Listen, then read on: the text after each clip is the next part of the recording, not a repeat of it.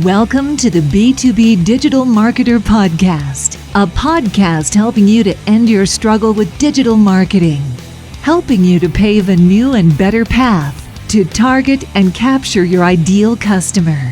Each week, we teach you how insiders and experts debunk the dreary and become engines of innovation. Now, here's your host, Jim Rembach.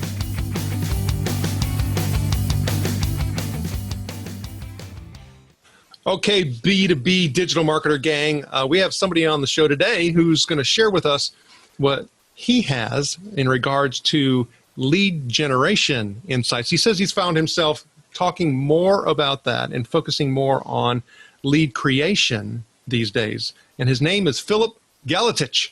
So Filip, if you could tell us a little bit about yourself in terms of your background and education and experience that you have with B2B digital marketing. Sure. Hey, Jim.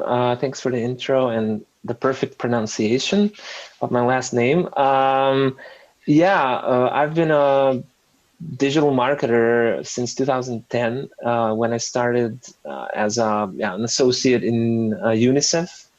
So not a B2B and not even a B2C, but really a nonprofit organization where I really participated in implementing the content strategy, social media, which was very young at the time, which led me to start picking up jobs in digital marketing after my contract expired, basically. And since 2013, I've been a full-time digital marketing consultant.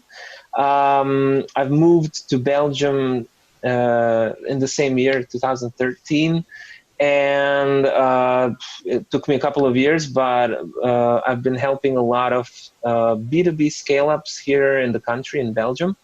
So fast-growing B2B gazelles, if you will, fuel their growth through digital marketing tactics, including paid media, content, conversion optimization, and kind of like being on the convergence of that. So you mentioned lead creation, and we previously, before we started the show, we chatted a bit about demand generation. So I see myself, as a demand generation specialist.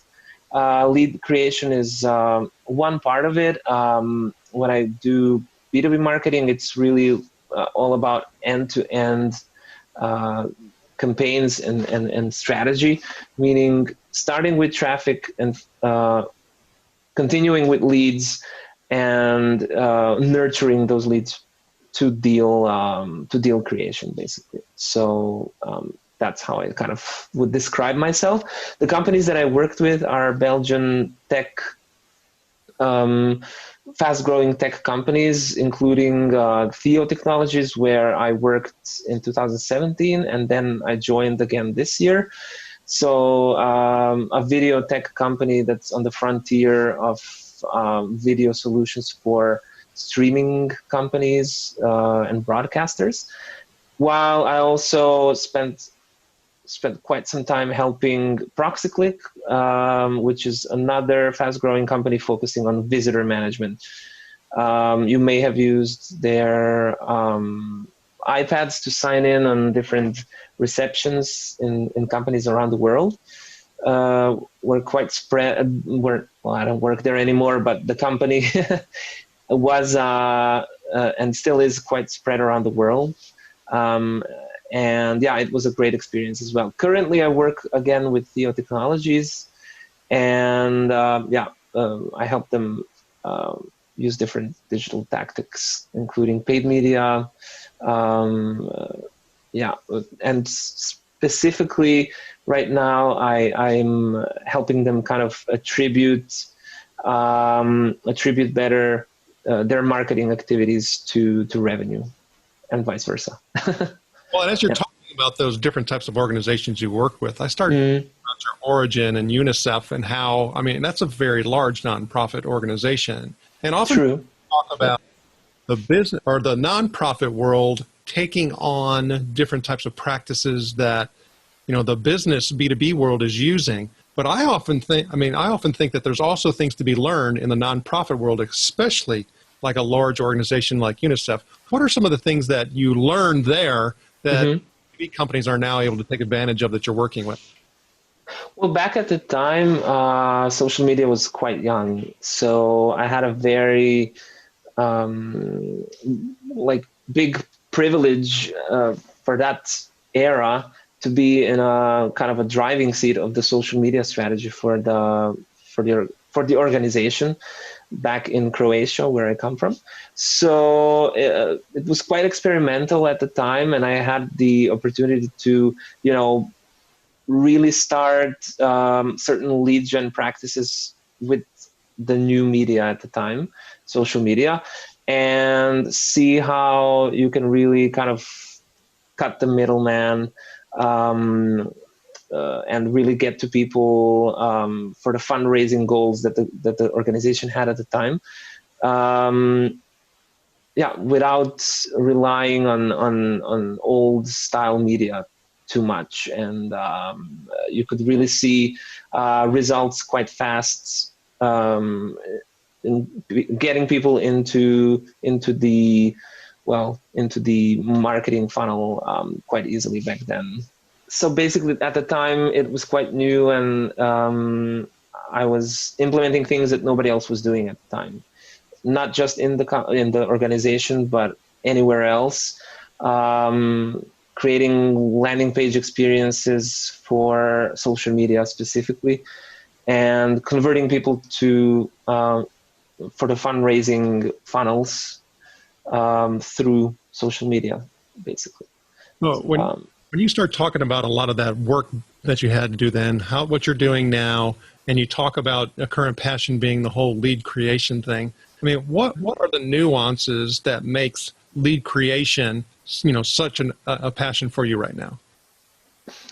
I'm not sure about the nuances, but there's definitely a kind of common thread, even though, as you said, it's not B2B, it's a nonprofit.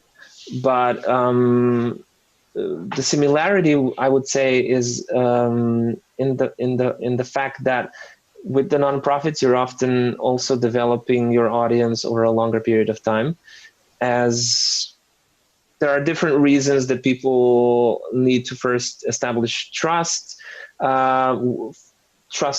with an organization, even if it's a high profile name like UNICEF, before you can kind of ask them to donate money, basically. So even though we had that direct access to them, we also still had to develop a long-term communication strategy that basically sells them the existence of UNICEF and what they did and what it does. Well, actually. Because of what we had talked about before we started recording our interview, talking about the sales cycles in B2B, and I mean, to me, it sounds like that, and taking that concept and that design strategy would absolutely apply in B2B world. Absolutely. With B2B, sales cycles are super long, 6+ months. Things you're doing today in terms of content, in terms of campaigns starting today, you often don't see the payoff for months on end. So patience is key in both of these areas. And you could say that back then I sort of laid the foundation for what I did, for what I'm doing today. And so when you start talking about what you've done, what you're doing, where we're going, you start looking at things that seem to be, overrated, right? Because definitely tried and true that continue to pay dividends. You talk about the emotional connection and all of those. But when you think about some things that are currently overrated in B2B digital marketing, what comes to mind? Well, I have whole talks around that I've given last year.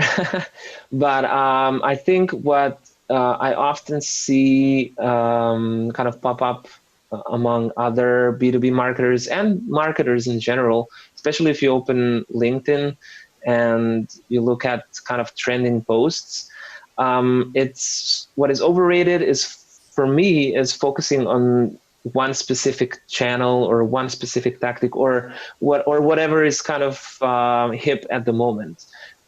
Really, where kind of like the true value lies, as I said, is in end-to-end marketing campaigns that that take that take traffic and lead creation and lead nurturing all at once, instead of just focusing on, say, marketing automation or Google ads or Facebook ads. And this is coming from somebody who I've sold a lot of Facebook ads and Google ads contracts to my clients in the past. I've done a lot of that in the past, but I never failed to mention to them that that's all great. You can definitely pay Google or Facebook money to get people on your website, people converting or people buying. But at the end of the day, you're doing it on their territory. And as soon as that pipe is closed, that faucet is closed, your whole funnel will stop as well. So it's much better to focus on building on your own territory. Through content, through a website that converts, where you have full control over your message, and whether you're going to be able to actually reach people the next day or not. So kind of focusing on those basics instead of always looking for that shiny new object. I think that's kind of like the underrated approach. So definitely taking that longer term view, and I think that's something that we can look at maybe simultaneously, right? Having some shorter term, but then ultimately having an underlying longer term is important. But when you start talking about making a difference, talk about being a disruptor instead of being disrupted. And in marketing, sometimes that can get thrown around and have hype in it. But if you talk about standing out and being different, what do you think that is going to help organizations or helping a digital marketer to stand out? Mm-hmm. Well, I already mentioned LinkedIn, and actually today I saw a post by, I think his name is Joe Bonini from Databox, John actually. And he said in his post along the lines of the marketer that is helpful, clear and direct is always gonna outplay the marketer that is just trying to be, clever and outsmart competition and, sound smarter and confuse basically others. And I kind of agree with him in the sense that there's often this focus when people are trying to kind of achieve disruption to be the smartest person in the room. It's not about that for me. It's more about achieving that disruption through being helpful, making it simple, which doesn't mean that it's easy, but simple enough that you don't lose people basically. And along with that, I'm quite a follower of the jobs to be done framework. And I think that's one way to really kind of keep your feet on the ground when it comes to that specific kind of problem, trying to be too clever. At the end of the day, it's really about who are you helping achieve what and how. And if you bake that into your anything you do when it comes to digital marketing for B2B, I think you're on the right path. So yeah, jobs to be done. Okay, so let's put a little bit of clarity around that. Oh, sure. When you say jobs to be done, what you're talking about is putting a customer or user experience lens on it, correct? Exactly, yeah. In essence, it's basically, well, the basic framework goes something like when I or the customer does X or Y, they want to achieve, again, X or Y, so that they can get X or Y. And it's basically filling those gaps and figuring out what is their true motivation. Often when you are an entrepreneur or a marketer, you can kind of like be super in love with your product or yourself, even you can kind of fall in love with hearing yourself speak too much. I think that you don't put the user or the customer really in the center, and this framework helps with that. So yeah, I would Google that if I mean, that's very helpful because, I mean, ultimately, if that comes out of focus, you're not going to do what you were talking about.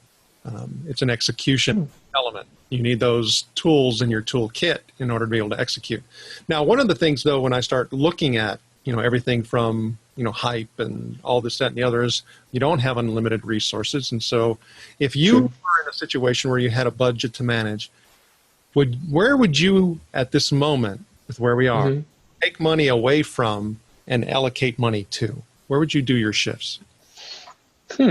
Well, I'm a big, fan of it's no longer the in kind of in thing anymore, the it thing, inbound marketing, but really it's still, even in 2020, it's the only kind of scalable and controllable way to get more people into your pipeline.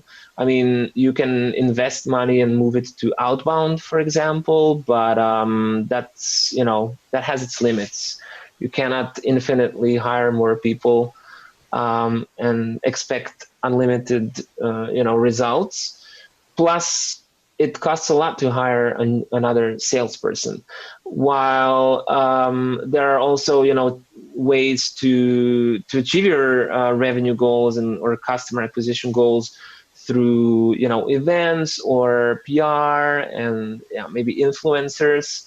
But that can be also kind of pretty hard to control. You don't have like a framework that you can scale. With inbound marketing, you're always looking at kind of three basic metrics: visitors, leads, and customers. And you can always kind of work backwards from your goals and see where you need to sort of do a change in order to reach those goals. And as long as you have that, you kind of have things under your control. Anything else can be quite difficult. So I would move probably more money into that. Okay, so having a budget is a constraint oftentimes. And so I think it's important for us to also look at what if we didn't have constraints, right? Because then we can sometimes quite creative in thinking. So if you had the opportunity to be given $1 million to invest in whatever you wanted to in regards to B2B digital marketing, where would you put your money?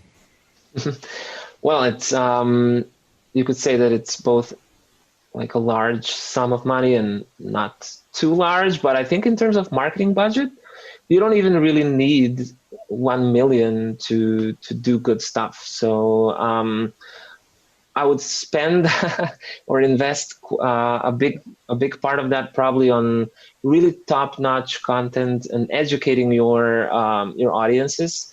For B2B, that's truly, I would say, still an unsurpassed way to achieve your ROI goals long term. You can definitely dump a lot of cash into ads again, even though they can be quite effective. Long term, the cost per acquisition is always gonna be much higher than good content that brings people organically to your website. Sometimes you might have a very niche product, so you cannot also scale infinitely.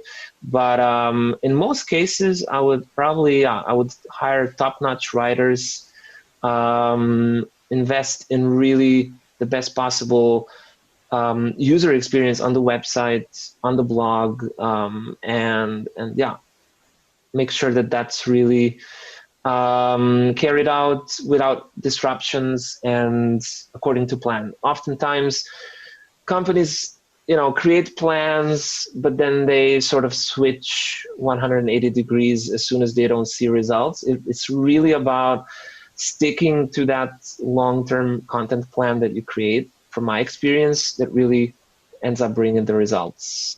And yeah, in B2B, you definitely won't see it overnight. So it's important to be patient. Yeah. And the rest I would spend on a really good coffee machine for those writers. Yeah. Keep them pumping out. Exactly. Well, it's not about quantity as much as about quality. Yeah. Yeah. So when I started thinking about reflection, you talked about the jobs to be done or jobs to get done. That's reflective and very, and I'm putting my mind and eyes on the customer. But oftentimes a B2B digital marketer has to ask themselves the question, and so what is a question that we need to be asking ourselves right now? Well, it's actually something that I've written a book about last year. Shameless plug. But what I see a lot of B2B businesses struggle with is having a really just overly one-dimensional view of what drives their pipeline. So marketing attribution can really help businesses there. And I would ask myself, am I sure that I know what drives my revenue? If you look at things from the last touch perspective, you're gonna probably kill channels that might be actually starting your customer journeys quite well. If you just look at what is closing your deals, you're gonna probably overly focus on just lead nurturing and not on the lead creation. So it's really about experimenting with different marketing attribution models: first touch, last touch, linear, W. I mean, it's important to compare the results with different models and get a more kind of a 360 degrees look at your best performing channels. Otherwise, you risk really losing out. And we all kind of often operate from fear, even though you might be saving some short-term cash, but long-term you're going to hurt your business if you don't really identify what's causing people to come to your website in the first place, those that bring the most revenue. So we actually have intentional plugs here. So give us the title of your book. Okay, so it's called the B2B Marketing Attribution Handbook. So I went for a pretty simple name, and it's available as a Kindle ebook. It was a bestseller for about a week when I published it. Actually, it was this year, but I mean, it totally feels like eternity ago. It was published back in February, so it kind of feels like a decade has passed since then. It's available on Kindle. Oh, what we'll do is we'll actually put a link to that on your show notes page, so listeners can do that directly. So thanks a lot. No, you're more than welcome. So how can the B2B Digital Marketing Gang get in touch with you? You can reach out via LinkedIn. So my name is, again, Filip Galetic or Filip Galetic. And you can also email me at hi@filipgaletic.com. Feel free to reach out for any tips, advice, to counter any of my points today. I'm happily gonna get into a discussion. Filip, thank you for sharing your knowledge and wisdom, and we wish you the very best.